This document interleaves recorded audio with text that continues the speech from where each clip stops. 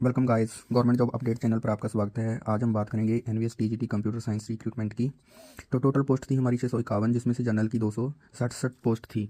तो मैंने देखा है कि कुछ यूट्यूब चैनल्स बता रही थी कि जो हमारे फॉर्म्स आए हैं टोटल पोस्ट 651 के लिए, वो आए थे 4407 तो अब जहाँ पे टीयर 1 है, जो हमारा एग्ज़ाम वो हो चुका है 11 जैन को इवनिंग शिफ्ट में।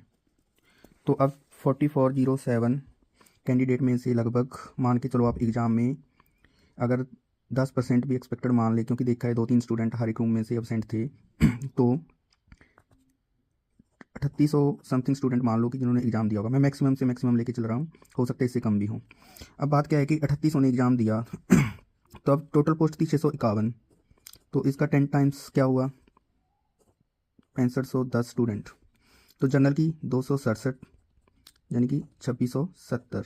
तो जहाँ से कुछ यूट्यूब चैनल्स वाले बता रहे थे कि जनरल वालों को दिक्कत हो सकती है, तो मैं आपको बता दूँ, देखो उनकी बात है जो, उससे मान सकते हैं कि वो उस हिसाब से बता रहे हैं कि 2670 कैंडिडेट ही जनरल के लिए चाहिए।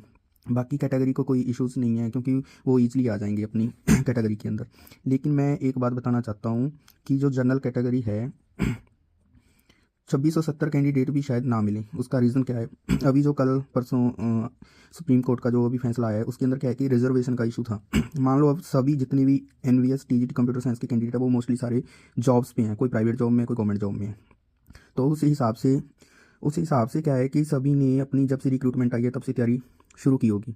तो किसी ने हॉलीडेज़ वगैरह ली होंगी। तो क्या है कि सिलेबस तो देखो किसी का कवर नहीं हुआ था। तो अब मान के चलो 2670 हैं, तो उस आइडिया से क्या है कि जो जनरल के कैंडिडेट होंगे, मान लो 3600 है, 3600 ने एग्ज़ाम दिया।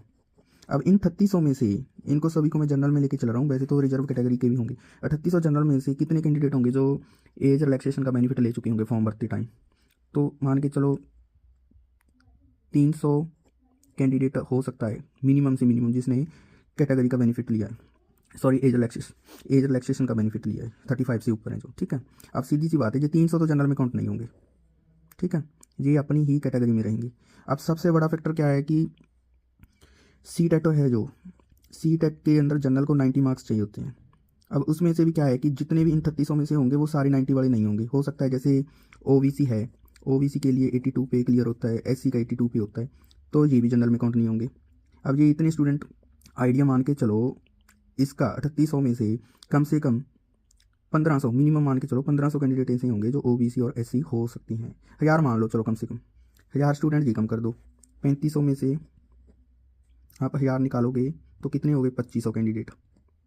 अब मुझे बताओ कि क्या 2670 टोटल चाहिए, तो कैंडिडेट कितने बचे, 2500। अब यहाँ पे कट ऑफ कोई मायने नहीं रखती है, टीयर 1 की, यानी कि जिसने एग्ज़ाम दिया है वो सभी सिलेक्ट हो जाएंगे। बाकी दोस्तों आपकी क्या राय है, आप जरूर कमेंट करना। मेरा तो ये आइडिया है, क्योंकि अब जो कोर्ट का फैसला आया उस हिसाब से, तो फिर मेन फैक्टर क्या है, सी टेट, क्योंकि बहुत कम रेयर कैंडिडेट का सी टेट क्लियर हुआ है और चांसेस भी कम मिले थे, तो कंप्यूटर इसके अंदर होता नहीं। तो S C O B C 82 पे क्लियर करते हैं। तो उस हिसाब से मेरे को लग रहा है कि 2500 कैंडिडेट जनरल के लगभग इतने ही होंगे, तो उस हिसाब से सभी क्लियर हो जाएंगे 2670 के लिए। धन्यवाद।